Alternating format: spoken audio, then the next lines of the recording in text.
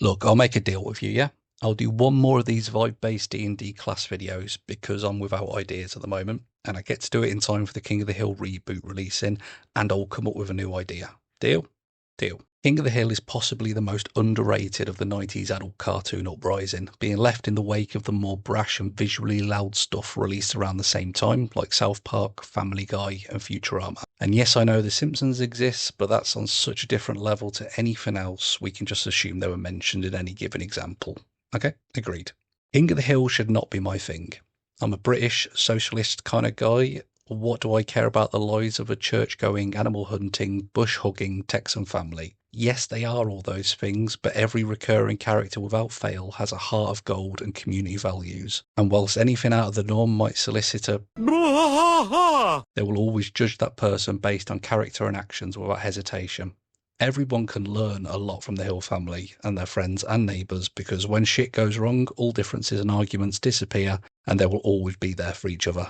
Almost every character is a straight man to each other, which comedically should not work, but it does. The slower, more drawn-out plot lines mixed with the straight-faced nature should really not work, but yes, it works. It's a wholesome life lesson wrapped in 22 minutes, and everyone involved comes out the other end a better person. Hank especially, getting over his straight-laced life and preconceptions to find enjoyment in things like dog dancing, rose growing, and gaming, shows that the characters grow and learn and become better people and characters as the show progresses. I love King of the Hill, and being in the UK has not been available to stream for many a year, but with the upcoming reboot, it's now all available on Disney+. I'm not being paid to say that, but if the mouse in the high castle wants to chuck me a few pounds, I'm fine with that. So why not ignore most of this and tenuously link this to the channel with... I just wanted to say you don't have to worry about me because I'm never going to have sex. Before I start the list, I have to acknowledge the help I received from Jim Dauterive, who is royalty in my house. The man was an executive producer on both King of the Hill and Bob's Burgers, another show close to my heart. Whilst in his own words, he is an old fart who never got into D&D, he gave his time generously to give me lots of angles from the character's backstory I could use to help assign the class. Huge thanks to him. And rather than say Jim said every 5 minutes, every time I use an idea, I will drop this picture in.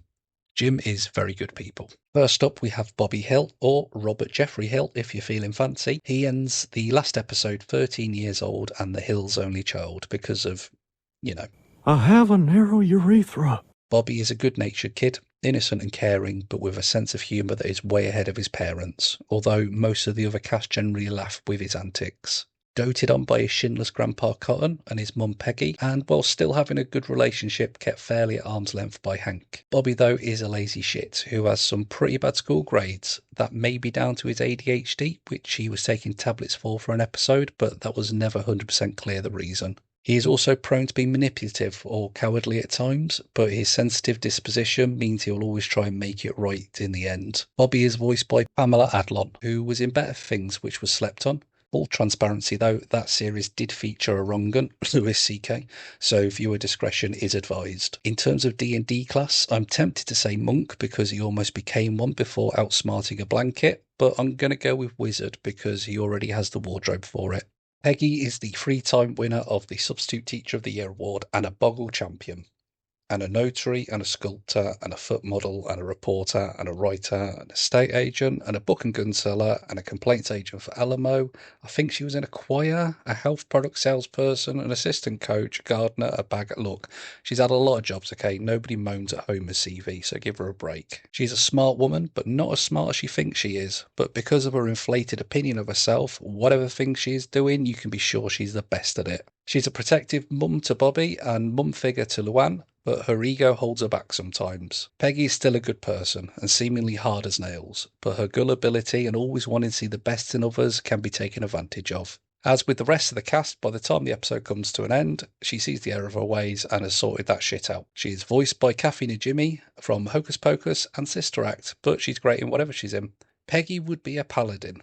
Once she sees they have a sacred oath, she would liken that to a sacred oath to teach kids Spanish, and she would be the best at it. Dale Gribble, or if anyone asks, Rusty Shackleford, is the most likely to play D&D in my opinion. The guy already lives in a fantasy world most of the time, so why not add some dice to it? Dale is Hank's best friend and neighbour to the hills, and I'm not even going to try and psychoanalyse him. I really hope they don't write him into the QAnon conspiracy route for the reboot. His half-baked conspiracy theories always make me laugh, but to me it doesn't need the real world baggage, you know? Some of my favourites from him are Peanuts Are Made from People, which is why some people are allergic to peanuts, and Vikings were the first visitors to the moon. Whilst he is essentially a crackpot, he is full of love for his friends and family, with a massive naive streak a mile wide. Some of the best Dale episodes are when he actually proves he's a competent guy rather than spinning a yarn about being in the CIA. He's actually accomplished at his job, and in his shadier side, he is an accepting guy, only rejecting his outed father because he thought he was a government plant, and is the biggest cheerleader to his son Joseph and wife Nancy. A perfect example of what I was saying before, as someone you would cross the road to avoid on sight, but is actually loyal to a T and the most sensitive of the friend group. Between us, Dale is my favourite character on the show. He is voiced by the dearly missed Johnny Hardwick, who also wrote some of the best episodes, including one of my favourites, Now Who's the Dummy?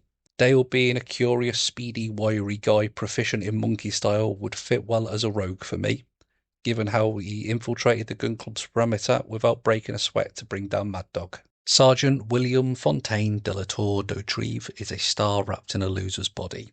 Inside him, the flames of the bulldozer lives on, but his body and mind have long since given up. Most people see him as a loser and seemingly only hang around with him because of the person he used to be. Poor Bill. Since he was divorced by his ex-wife Lenore, nothing has been the same for him.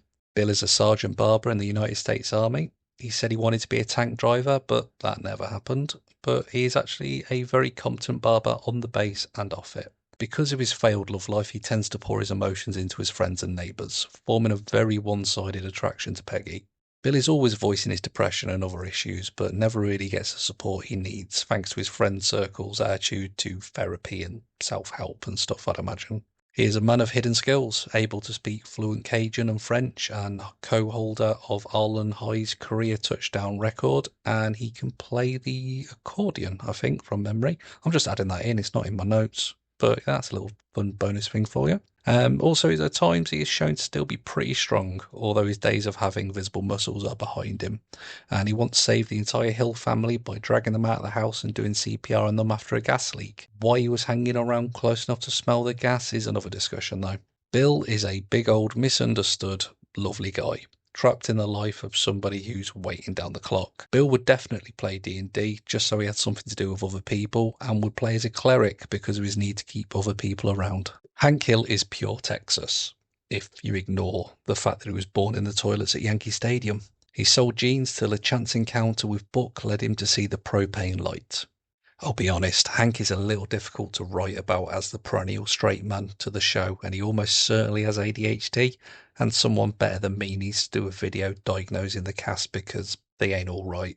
99% of the time he knows best, saving Bobby, Peggy and his friends from certain disappointment on numerous occasions. But he isn't without his own faults, with his pride, stubbornness and occasional controlling behaviour. He is the most reserved of the crew, barely being able to mention anything he would consider crass or private, and that leads him to overlook the feelings of others. But ultimately, he is a man who is devoted to his family and loyal to his friends, and someone you would want around in a crisis. For all his bluster about conservativeness, he is a man who prefers organic food, an environmentalist, a believer in global warming, progressive views on gay rights and other religions, whilst also showing admiration for some left-leaning politicians. But like Dale, let's not drag him into modern politics in the reboot. I don't have the energy for the media illiterate hot takes it would drag out. Hank is a good guy and would be a credit to any D&D table. He would play as a paladin and moral compass for the group in propane armour. So that's your list. Do you agree? Disagree? Have an idea for any of the other characters? Drop a comment, and if you're feeling fancy, like and subscribe. And if you enjoy D&D that doesn't take itself too seriously, with more than a few references to King of the Hill, why not try out my podcast, Dungeons and Dickheads? Some say it's better than a narrow urethra. Okay, thanks, bye.